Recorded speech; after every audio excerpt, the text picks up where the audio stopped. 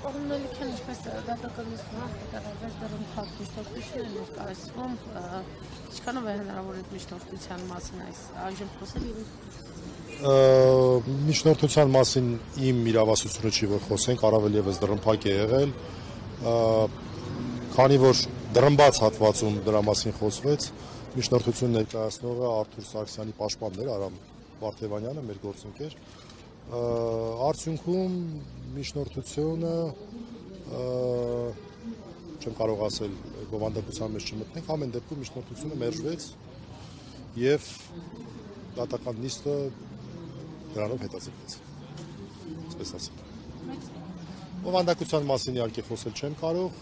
դատական նիստի բովանդակությունը չեմ կարող բացահայտել,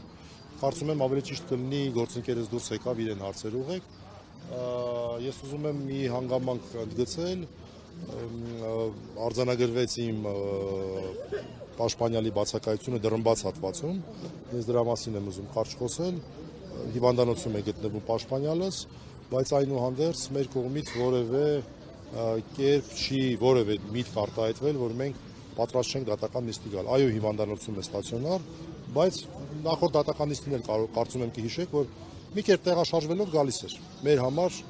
շատ կարևոր է, որ դատական նիստերը ընթանան, եւ մի պաշտպանյալը գալիս էր, այս անգամ էլ էր պատրաստ գալ, նա ինքը չի դատական նիստերի դալիճ գալացողը, նրան պետք է բերեն եւ չեն ապահովել այդ իրավունքը եւ ես կարծում եմ չֆիքսվենք այս նիստի վրա,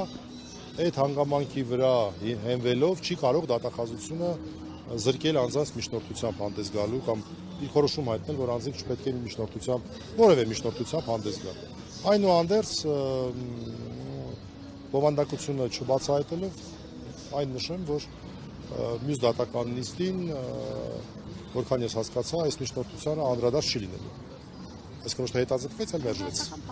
Հա, այս միջնորդությունը փակվեց եւ հաջորդ դատական նիստին դուք արդեն դրմբաց դատական նիստի եք տեղակ լինելու, կարծում եմ սա կարևոր էր, որ լրատվամիջոցները տեղեկանային, որ ոչ թե հետաձգվեց դրմփակ ռեժիմով դատական նիստը, այլ այս հարցը ավարտվեց, քննարկումը ավարտվեց։ Այսքանը։